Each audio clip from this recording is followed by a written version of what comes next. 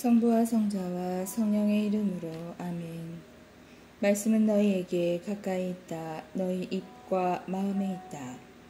주님, 성령의 빛으로 저의 눈을 여시어 주님의 길을 보게 하시고 저희 귀를 여시어 말씀을 듣게 하소서. 아멘. 니카노르가 하느님을 모독하다. 니카노르는 유다와 그의 군사들이 사마리아 지방에 있다는 보고를 받고 가장 안전하게 그들을 안식일에 공격하리라고 결심하였다. 그때 어쩔 수 없이 그를 따라다니던 유다인들이 말하였다. 그렇게 잔인하고 야만스러운 학살은 절대로 하지 마십시오. 만물을 지켜보시는 분께서 다른 날보다 영예롭고 거룩하게 하신 그날을 존중하십시오. 그러자 그 악독한 자는 안식일을 지내라고 지시한 지배자가 과연 하늘에 있느냐고 물었다. 그들은 일곱째 날을 지키라고 명령하신 분은 살아계시는 주님, 하늘에 계신 지배자 바로 그분이십니다 하고 선언하였다. 그러자 니카노르가 말하였다. 지상에서는 나도 지배자다. 그래서 내가 너희에게 무기를 들고 임금님의 일을 이행하라고 지시한다. 그러나 니카노르는 자기의 흉악한 계획을 이행하는 데 성공하지 못하였다. 유다가 부하들을 격려하고 꿈에 본 영상을 설명하다. 극도의 교만으로 거들먹거리는 니카노르는 유다와 그의 군사들에 대한 공공 승전비를 세우겠다고 결정하였다. 그러나 마카베오는 주님께 도움을 받으리라는 큰 희망과 항구한 신뢰를 가지고 있었다. 그래서 자기 군사들에게 전에 하늘에서 내린 도우심을 명심하여 이 민족들의 공격을 겁내지 말고 이번에도 전능하신 분께서 그들에게 승리를 주실 것으로 기대하라고 격려하였다. 그는 율법서와 예언서의 말씀으로 그들의 용기를 북돋우고 또 지금까지 이겨온 전투들을 상기시켜 그들의 사기를 드높였다. 이렇게 유다는 사기를 북돋아주고 나서 지시를 내림과 동시에 이교도들의 배신과 서약 위반을 지적하였다. 이렇게 그는 군사 하나하나 방패와 창보다는 훌륭한 격려의 말로 무장시켰다. 그리고 아주 믿을 만한 꿈을 이야기해 주어 그들을 모두 기쁘게 하였다. 그가 본 영상은 이러하였다. 대사제였던 오니아스가 나타나 두 손을 쳐들고 유다인들의 온 공동체를 위하여 기도하고 있었다.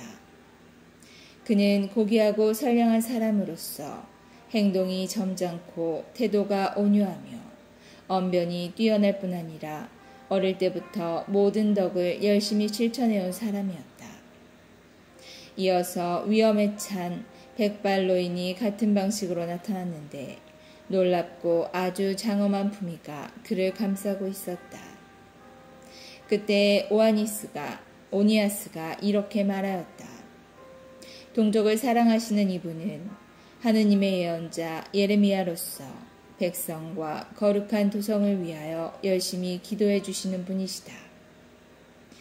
예레미야는 오른손을 내밀어 유다에게 금칼을 주었다. 그리고 나서 이렇게 말하였다. 하느님의 선물인 이 거룩한 칼을 받아라. 그리고 이 칼로 적들을 물리쳐라.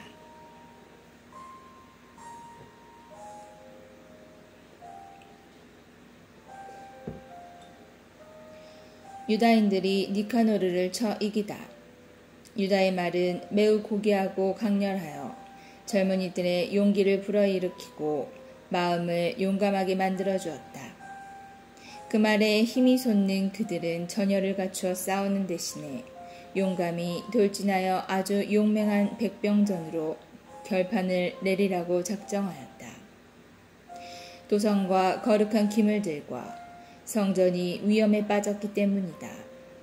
그에게는 여자들과 아이들, 그리고 형제들과 친척들이 그리 중요하지 않았다. 오히려 성별된 성전에 대한 걱정이 가장 크고 또 으뜸 가는 것이었다. 도성에 남아있던 이들도 들판에서 벌어질 전투를 염려하며 매우 불안해하였다. 사람들은 모두 다가오는 결전을 기다리고 있었다. 적군이 이미 가까이 다가와 병사들은 전열을 갖추고 코끼리들은 유리한 지점에 또 기병들은 양쪽으로 배치되었다. 눈앞의 대군과 갖가진 무장과 사나운 코끼리들을 본 마카베오는 하늘을 향하여 두 손을 쳐들고 기적을 일으키시는 주님께 탄원하였다. 승리는 주어지는 것이지 무기로 얻는 것이 아님을 그는 알고 있었던 것이다. 그는 이렇게 탄원하였다. 주님, 당신께서는 유다 임금 히즈키야 때문에 당신의 천사를 보내시어 사네립의 군대에서 18만 5천 명가량을 죽이셨습니다. 하늘의 지배자님, 이제 다시 선한 천사를 보내시어 저희 앞에 서서 공포와 전율을 일으키게 해주십시오. 당신을 모독하며 당신의 거룩한 백성에게 다가오는 자들을 당신의 위대하신 발로 무찔러 주십시오. 이러한 말로 그는 기도를 마쳤다. 니카노르와 그의 군사들은 나팔을 불고 전투가를 부르며 진격하여 왔다. 그러나 유다와 그의 군사들은 하느님께 탄원하고 기도하면서 적군에게 맞서 싸웠다. 손으로는 싸우고 마음으로는 하느님께 기도하며 그들은 3만 5천 명이 넘는 적군을 쓰러뜨렸다. 그리고 하느님께서 이렇게 당신 모습을 드러내 주신 것을 크게 기뻐하였다. 전투가 끝난 다음 기쁜 마음으로 돌아오던 유다인들은 니카노르가 갑옷을 입은 채 쓰러져 있는 것을 보았다. 그래서 그들은 환성을 지르고 기뻐 뛰며 조상들의 언어로 지배자이신 주님을 찬양하였다.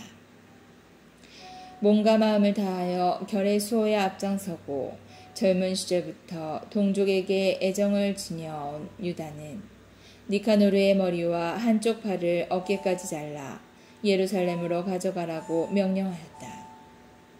이곳에 도착한 그는 동족을 불러 모으고 사제들을 제단 앞에 세운 다음 사람들을 보내어 성체에 있는 자를 불러오게 하였다. 그리고 그들에게 그 부정한 니카노르의 머리와 하느님을 모독하던 그 손을 보여주었다. 그 자는 전능하신 분의 거룩한 집을 거슬러 그 손을 뻗치며 거만을 떨었던 것이다. 유다는 그 사악한 니카노르의 혀를 잘라낸 다음 그것을 조각내어 새들에게 주고 그가 저지른 어리석음의 대가를 성전 맞은쪽에 매달아 놓으라고 일렀다. 사람들은 모두 하늘을 우러러 당신을 드러내신 주님을 이렇게 찬양하였다. 당신의 거처가 더럽혀지지 않도록 지켜주신 분께서는 찬양받으소서. 유다는 니카노르의 머리를 성체에 매달아 모든 사람에게 주님의 도우심을 드러내는 확실하고 분명한 표징이 되게 하였다. 그들은 모두 이날을 결코 그냥 지나치지 말고 기념일로 지내자고 공식적인 결의에 따라 정하였다. 그날은 12번째 달, 아람말로는 아다르달 14흔날이며 모르도카이의 날 하루 전날이었다.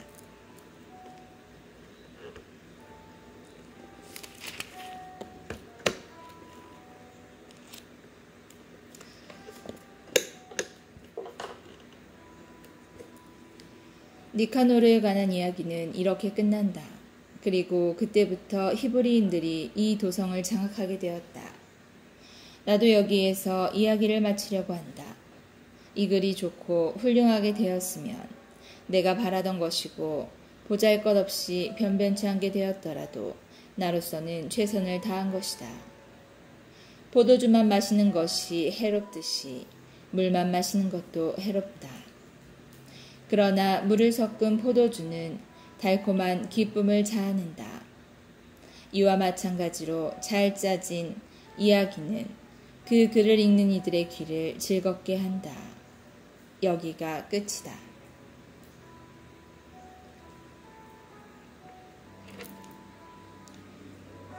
욥기 욥의 시련 욥과 그의 가족 우츠라는 땅에 한 사람이 있었는데 그의 이름은 욥이었다. 그 사람은 흠없고 올곧으며 하느님을 경외하고 악을 멀리하는 이였다.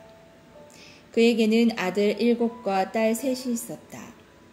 그의 재산은 양이 7,000마리, 낙타가 3,000마리, 결의소가 500마리, 암나귀가 500마리나 되었고 종들도 매우 많았다. 그 사람은 동방인들 가운데 가장 큰 부자였다. 그의 아들들은 번갈아가며 정해진 날에 제 집에서 잔치를 차려 새 누이도 불러다가 함께 먹고 마시곤 하였다. 이런 잔칫날들이 한 차례 들고 나면 욥은 그들을 불러다가 정결하게 하였다. 그리고 아침 일찍 일어나 그들 하나하나를 위하여 번제물을 바쳤다.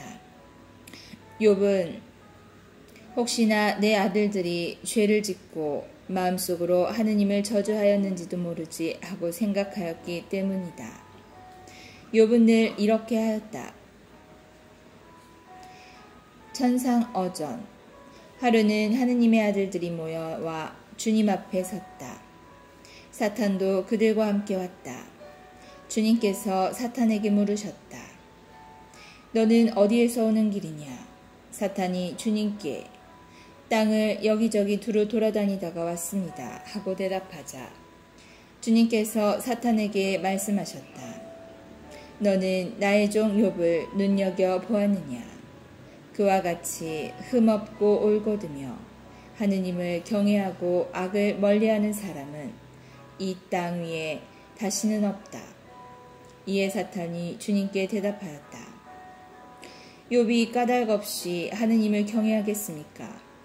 당신께서 몸소 그와 그의 집과 그의 모든 소유를 사방으로 울타리 쳐주지 않으셨습니까? 그의 손이 하는 일에 복을 내리셔서 그의 재산이 땅 위에 넘쳐나지 않습니까? 그렇지만 당신께서 손을 펴시어 그의 모든 소유를 쳐보십시오. 그는 틀림없이 당신을 눈앞에서 저주할 것입니다. 그러자 주님께서 사탄에게 이르셨다. 좋다. 그의 모든 소유를 내 손에 넘긴다. 다만 그에게는 손을 대지 마라. 이에 사탄은 주님 앞에서 물러갔다. 첫째 시련. 하루는 욥의 아들 딸들이 맏형 집에서 먹고 마시고 있었다. 그런데 심부름꾼 하나가 욥에게 와서 아뢰었다. 소들은 밭을 갈고 암나귀들은 그 부근에서 풀을 뜯고 있었습니다. 그런데 스바인들이 들이닥쳐 그것들을 약탈하고 머슴들을 칼로 쳐 죽였습니다. 저 혼자만 살아남아 이렇게 소식을 전해드립니다.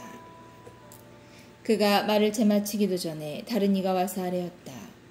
하느님의 불이 하늘에서 떨어져 양떼와 머슴들을 불살라버렸습니다. 저 혼자만 살아남아 이렇게 소식을 전해드립니다. 그가 말을 채 마치기도 전에 또 다른 이가 와서 아뢰었다. 갈대아인들이 새무리를 지어 낙타들을 덮쳐 약탈하고 머슴들을 칼로 쳐 죽였습니다. 저 혼자만 살아남아 이렇게 소식을 전해드립니다. 그가 말을 채 마치기도 전에 또 다른 이가 와 아뢰었다. 나리의 아드님과 따님들이 큰 아드님 댁에서 먹고 마시고 있었습니다. 그런데 사막 건너편에서 큰 바람이 불어와 그 집 내 모서리를 치자 자제분들 위로 집이 무너져 내려 모두 죽었습니다.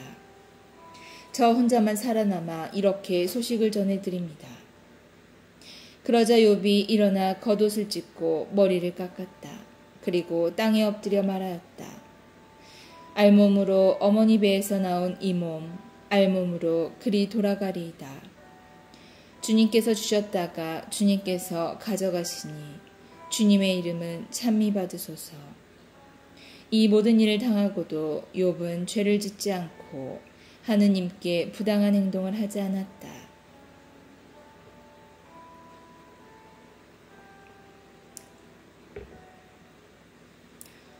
천상 어전. 하루는 하나님의 아들들이 모여와 주님 앞에 섰다.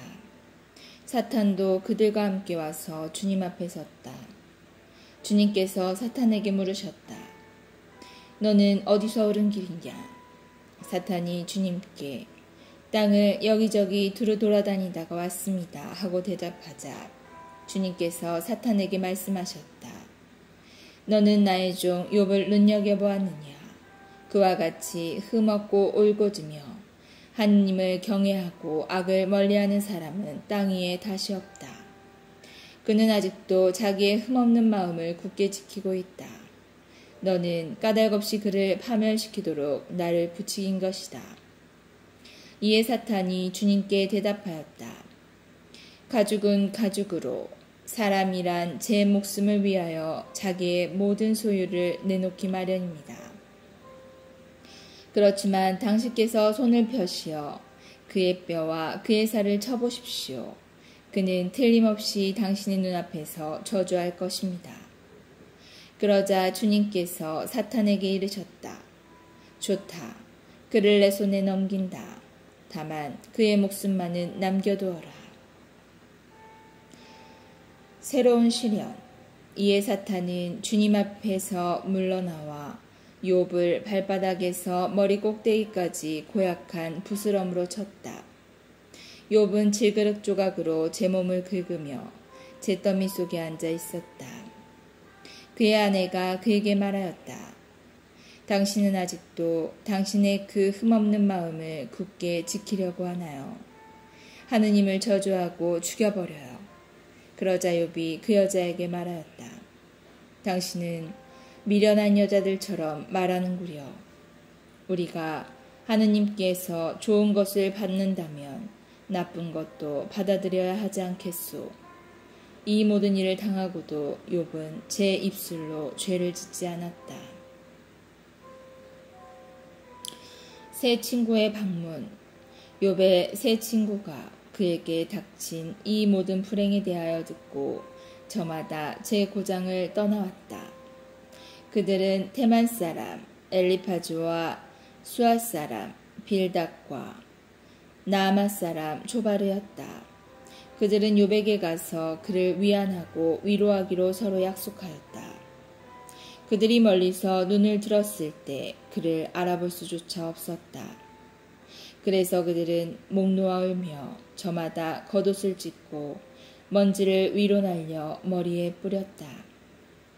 그들은 이랫동안 밤낮으로 그와 함께 땅바닥에 앉아 있었지만 아무도 그에게 말 한마디 하지 않았다. 그의 고통이 너무도 큰 것을 보았기 때문이다.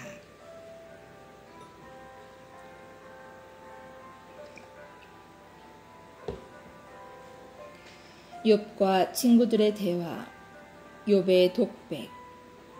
생일을 저주하는 욥. 마침내 욥이 입을 열어 제 생일을 마주하였다. 욥이 말하기 시작하였다. 차라리 없어져 버려라. 내가 태어난 날. 사내 아이를 배웠네 하고 말하던 밤. 그날은 차라리 암흑이 되어버려 위에서 하느님께서 찾지 않으시고 빛이 밝혀주지도 않았으면 어둠과 암흑이 그날을 차지하여 구름이 그 위로 내려앉고 일식이 그날을 소스라치게 하였으면 그 밤은 흑암이 잡아채어 한 해 어느 날에도 끼이지 말고 달수에도 들지 말았으면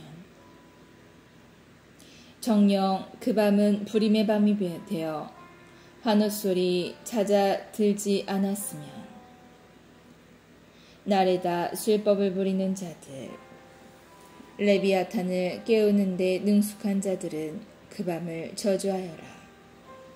그 밤은 새벽 별들도 어둠으로 남아 빛을 기다려도 부질없고 여명의 햇살을 보지도 말았으면 그 밤이 내 모태의 문을 닫지 않아 내 눈에서 고통을 감추지 못하였구나.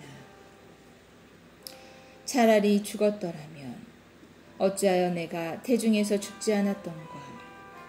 어찌하여 내가 모태에서 나올 때 숨지 않았던가? 어째서 무릎은 나를 받아냈던가? 젖은 왜 있어서 내가 빨았던가?